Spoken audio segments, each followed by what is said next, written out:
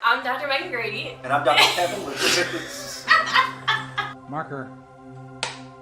Hi, I'm Dr. Megan Grady. And I'm Dr. Kevin Lewis, and we are your chiropractors at Greenville Spine Institute Expert Chiropractic Care. We're here to give you 21 tips on how you can keep your spine protected in 2021.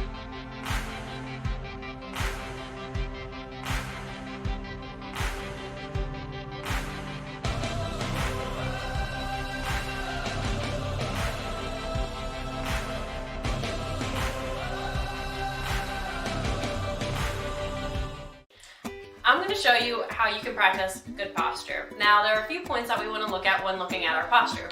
So if you look from the side, what you want to see is that your ear is over your shoulder is over your hip, and your hip are over your ankles. And that's how you should look from the side. Now, looking from the front, we want to see that the head is facing straight forward, not tilt one side versus the other. We want to see that the shoulders are level, not tilted one side versus the other. And the same with the hips that are level, the knees are over the ankles, and the toes are pointing forward.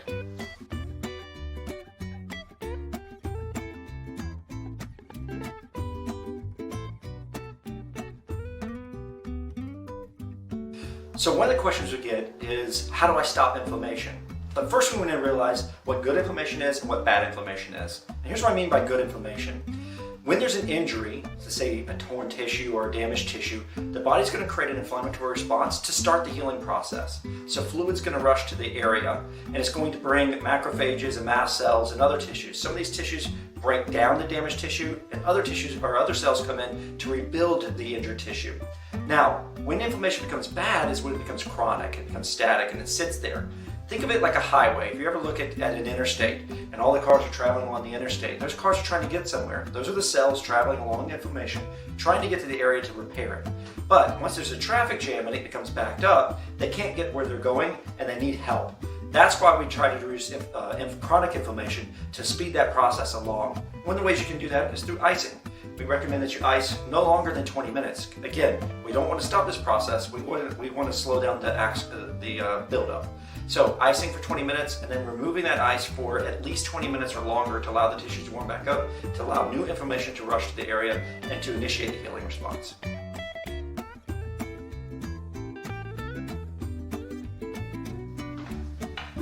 Water, agua, H2O. whatever you call it, drink it. It's good for your health. So, why is water so good for your health? Well, first of all, about 70% of your body is made of it. But one of the things I'm most concerned about would be the disc, the space between the bones. It's made up majority of water. If you don't drink it, that space disappears. So we'll make sure you hydrate that disc so you heal faster.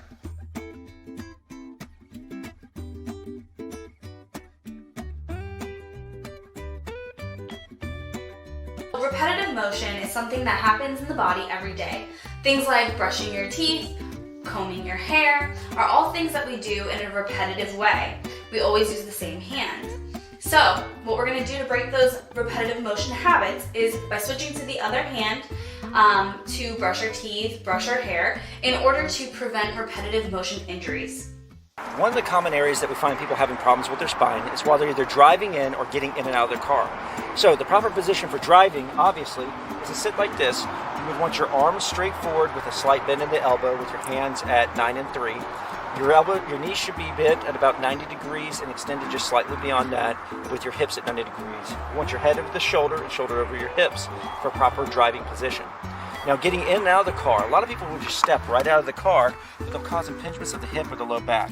What I recommend is that you swing both of your feet forward like this, and then stand up straight up out of the car like that. The worst way for you to be talking on your phone is by putting it in between your shoulder and doing other stuff while you're talking on your phone. When you do that, you put a lot of tension on the muscles on this side, and you also start to compress the nerves exiting through your neck on this side. So when you're on your phone, you want to make sure that you're holding it without raising your arm and keeping your head nice and straight. Also, when you're on your cell phone, and we all do this, we're all guilty of it, we are all sitting there like this. When that happens, you lose the normal curve in your neck and put even more pressure on the muscles in the back of your neck. So when you're using your phone, watching TikTok, on Facebook, make sure that you're holding your phone up at eye level.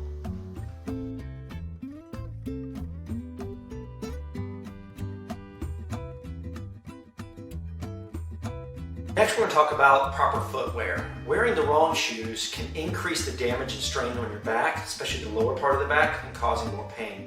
And wearing the right kind of shoes can mitigate that damage. First of all, obviously we know wearing high heels for long periods of time can be very damaging to the low back. It increases the angle at which the ankle has to be positioned, and it puts increased strain on the low back.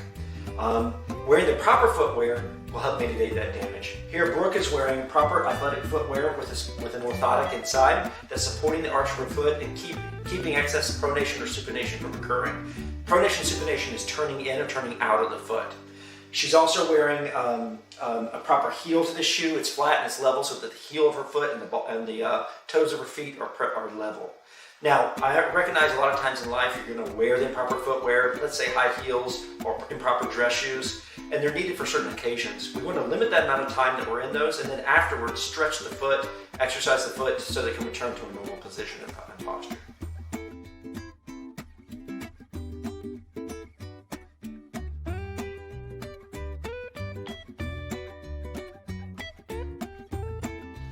One of the best positions to sleep in is actually to sleep on your back. Now there's a way to do this comfortably that doesn't injure the back or the neck. So the first thing I'm going to do is, if you lay down for me, is to make sure that our pillow fits us properly. We don't want the head pushed forward, compressing the nerves in the neck and pulling on those muscles. We want to have a nice support. We recommend using proper pillow because that's a spinal orthotic built in that supports the neck. We want to make sure that the neck is level and not turned from one side or the other. And then the next thing we want to do is to place a pillow underneath our knees. And what that does is it helps ease some of the tension from the lower back so that we don't cause low back pain or hip pain. And this should be a natural position for us to sleep in and not cause any damage or discomfort while we're sleeping. For our side sleepers, we want to make sure that we maintain proper positioning and proper posture while sleeping. So when we lay on our side, first we want to make sure that the head is level, so that the head's not tilted up or tilted down, but is level with the shoulders. The shoulders should be in a natural position with one shoulder just slightly in front of the other. The hips should be in alignment. And then I also recommend that we put a pillow between our knees to keep our hips level so their hips don't rotate off, causing low back pain.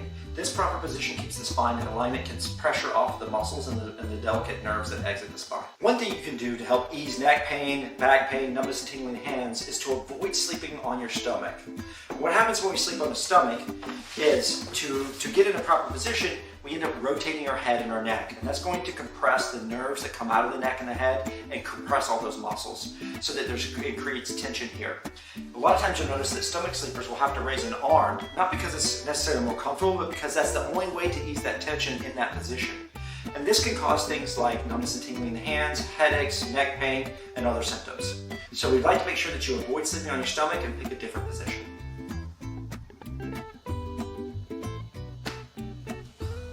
Let me show you how you can protect your back while getting out of bed. Now normally, we may be laying on our back when we wake up, so a perfect way to get out of bed is what you want to do is roll to your side as one unit and either push yourself up with one arm, or you can also, a better way to do it is take your arms like this and press into your hands and push yourself up like this. That helps avoid rotation in your spine and putting pressure on the muscles. Okay, so if you're anything like me, you wear big purses or big backpacks. And so what happens is we are usually wearing them on one side, which can cause us to shift and lean and cause our spine to have some damage and some misalignments. So what we're gonna do is every day you're gonna switch arms with your handbag or your backpack.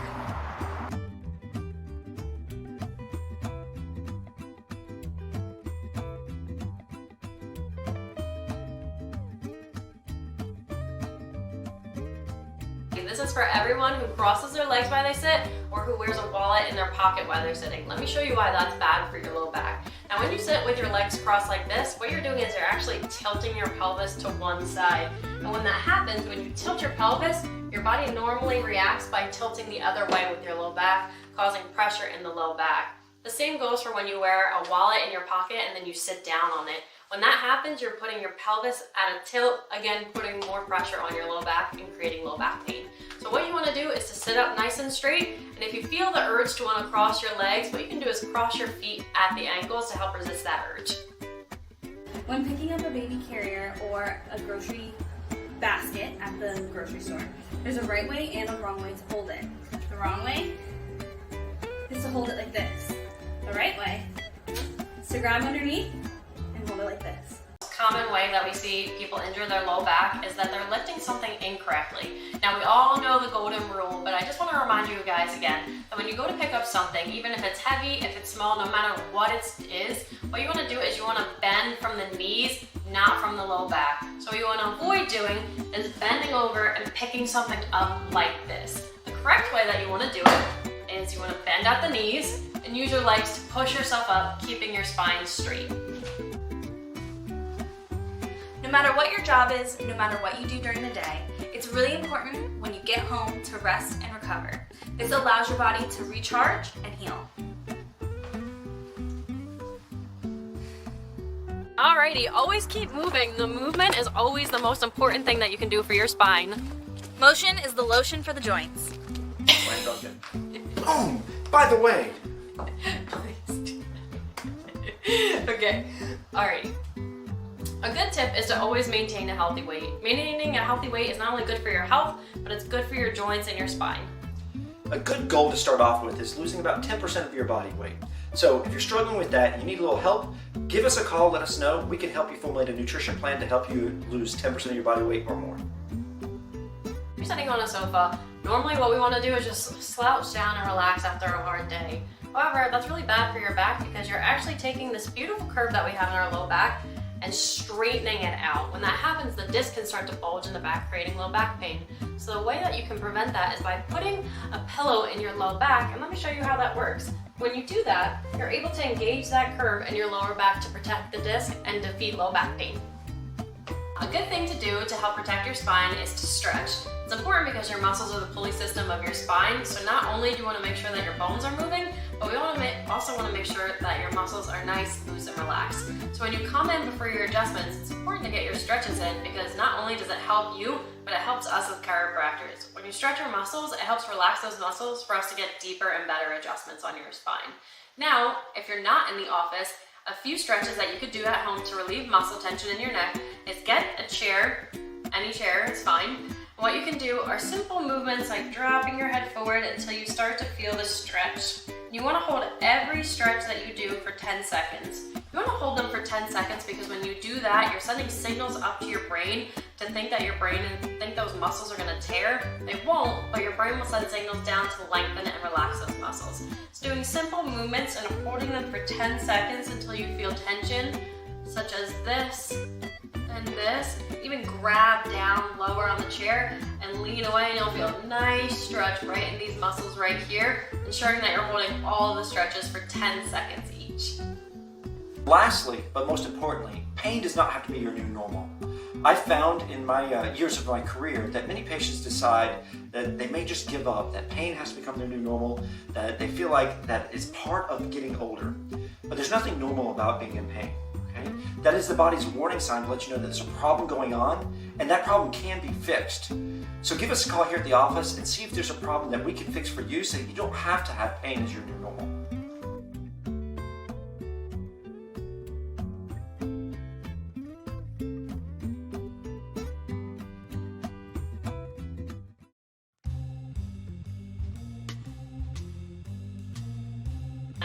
Bloopers, 10% content. That's right. Pain does not have to be your new normal. Alright, you think of things. You think of the eat things. Final take. That's a bold statement. There's too much estrogen here. Is that a problem? Being a star is exhausting. It is exhausting. Yeah. I'm so multi-talented. I have so Dang many it, I am Regis. I'm Kelly, you're Regis. I've been saying it for 4 months. I'm glad that you finally accepted it. First step, you accepted it. Is that your final answer? Ready? Okay. Hi, I'm Dr. Kevin Lewis. And I'm Dr. Maggie Grady. And I don't know what it is. Hi, I'm Dr. Kevin Lewis, and this is Chuckles McGee. She's our resident God. comedian here. Chuckles Finest is here. Okay, I'm gonna be serious. There's a table here. Should we? Wait, I think we how about should. you do one of these? Why don't you do one of these where you're like, One on one side It's and like one a on the Captain other. Morgan's commercial here. You know, so.